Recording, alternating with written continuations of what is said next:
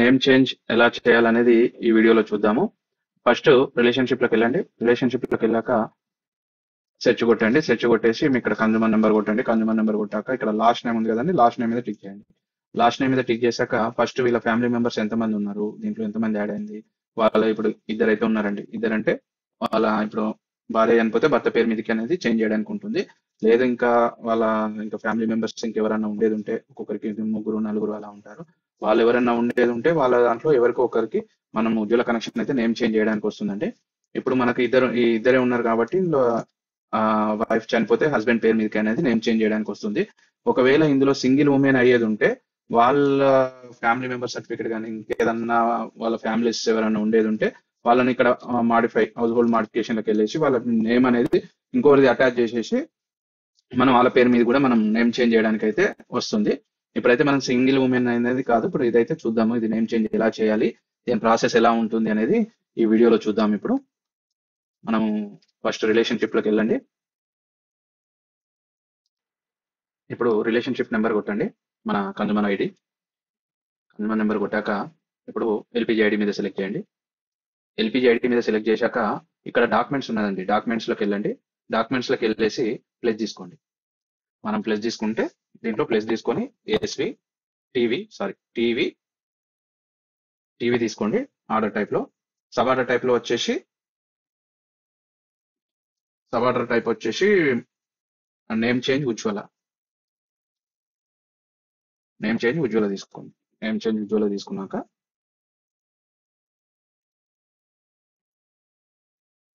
Name change ఉజ్వల తీసుకొని document number మీద tick చేయండి. డాక్యుమెంట్ నెంబర్ మీద టిక్ చేశాక ఇక్కడ ట్రాన్స్ఫర్ కాంటాక్ట్ లాస్ట్ నేమ్ అని ఉందండి. అక్కడ చూడండి, ట్రాన్స్ఫర్ కాంటాక్ట్ లాస్ట్ నేమ్. ఇక్కడైతే డైరెక్ట్ మనం చేసేసరికి వాళ్ళ హస్బెండ్ నేమ్ వచ్చేస్తుంది. ఇక్కడ ఏవైతే ఎన్ని కాంటాక్ట్స్ ఉంటే అన్ని కాంటాక్ట్స్ అక్కడ వచ్చేస్తాయండి. ఫ్యామిలీ మెంబర్స్ కింద ఎంతమంది యాడ్ అవుతారో వాళ్ళ పేర్లు వచ్చేస్తాయి. దాంట్లో మనం ఎవరి పేరు మీద చేంజ్ చేయాలనుకుంటున్నామో వాళ్ళ పేరు సెలెక్ట్ చేసేసుకొని మనం డైరెక్ట్ అది చేసేయండి. చేశాక డైరెక్ట్ డిఫాల్ట్ అనండి. డిఫాల్ట్ అన్నాక మనం ఇక్కడ రెగ్యులేటర్ది ఇయర్ అండ్ మంత్ అనేది మనం సెలెక్ట్ చేయండి. ఇయర్ అండ్ మంత్ మనం ఎప్పుడైతే ఆ ఉజ్వల కనెక్షన్ రిలీజ్ చేసామో ఆ ఇయర్ అండ్ మంత్ మరి సెలెక్ట్ చేసేయండి. సెలెక్ట్ చేసేసి డిజిసిసి నెంబర్ వాళ్ళది గ్యాస్ బుక్ నెంబర్ కూడా వేసేయండి. వేసేసి రిమార్క్స్ లో నేమ్ చేంజ్ ఉజ్వల అని టైప్ చేయండి. రిమార్క్స్ లో మీరు నేమ్ చేంజ్ ఉజ్వల పెట్టచ్చు, నేమ్ చేంజ్ టు హస్బెండ్ అని చెప్పేసి ఉజ్వల అని చెప్పేసి పెట్టచ్చు. ఇప్పుడు మనం చేశాక డైరెక్ట్ ఇప్పుడు డాక్యుమెంట్స్ అటాచ్మెంట్లోకి వెళ్ళండి. డాక్యుమెంట్స్ అటాచ్మెంట్ లో మనము కస్టమర్ది old SV and death certificate అండి.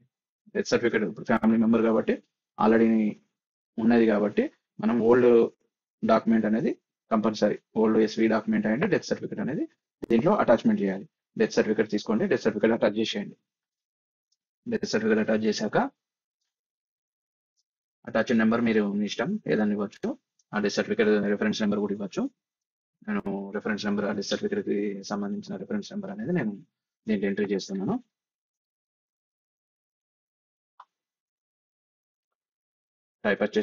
టైప్ కూడా death certificate, direct death certificate అని కొట్టండి, మీకు వచ్చేస్తుంది. డెత్ సర్టిఫికేట్ తీసుకొని అటాచ్మెంట్ కూడా నేను చేసేయండి. అటాచ్మెంట్లో ఆమె పేరు మీద ఆల్రెడీ అటాచ్మెంట్ ఉంటుంది. ఆ డెత్ సర్టిఫికేట్ అనేది మనం అటాచ్ చేస్తాం. ఏదైనా అటాచ్ చేసే ముందు అటాచ్మెంట్ డాక్యుమెంట్ అనేది 500 KB లోపు ఉండాలండి. ఇప్పుడు అది అయిపోయింది. తర్వాత ఓల్డ్ ఎస్వి వీడియో మనం ఇంతమంది చెప్పినట్టు ఓల్డ్ ఎస్వి డాక్యుమెంట్ కూడా మనం యాడ్ చేయాలి. ఇందులో ఓల్డ్ ఎస్వి నెంబర్ కూడా యాడ్ చేయండి. దాంట్లో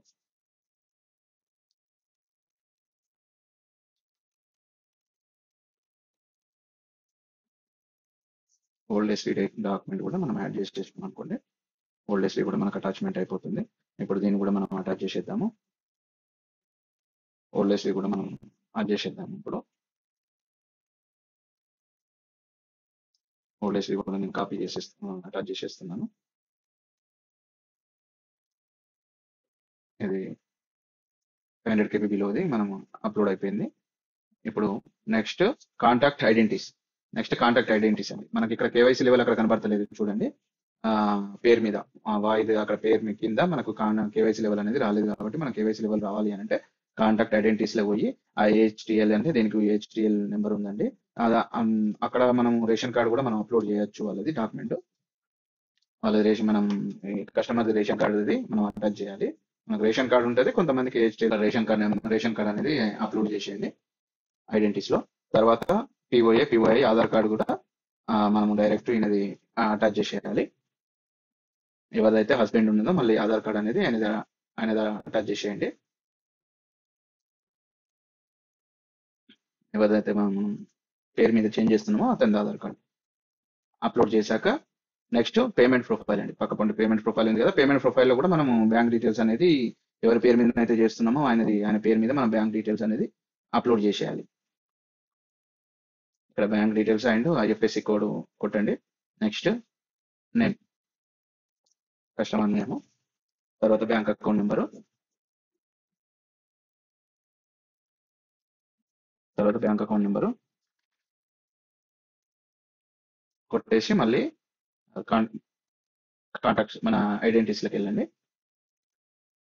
మళ్ళీ కాంటాక్ట్ ఐడెంటిటీస్లోకి వెళ్ళి అక్కడ కాంటాక్ట్ డీడప్ ఉంది కదండి, కాంటాక్ట్ డీడప్ ఇక్కడ కాంటాక్ట్ డీడప్ ఉంటుంది. కాంటాక్ట్ డీడప్ కొట్టండి.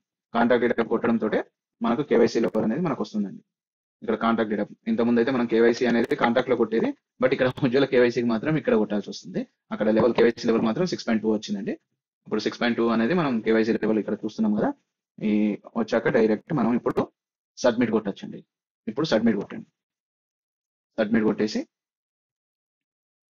సబ్మిట్ కొట్టండి. సబ్మిట్ కొట్టాక కదా డైరెక్ట్ మనకు ఇన్వాయిస్ తర్వాత కంప్లీటెడ్.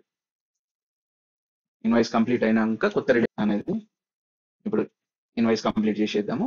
ఇన్వాయిస్ కంప్లీట్ చేశాక ఎవరి పేరు మీదకి అయితే మనం ఈ వాహిద్ అనేది వాళ్ళ హస్బెండ్ పేరు మీద మారుస్తున్నాం కాబట్టి ఆయన పేరు మీద కొత్త రిలేషన్షిప్ నెంబర్ అనేది మనకు అయిపోతుందండి, చేంజ్ అయిపోతుంది.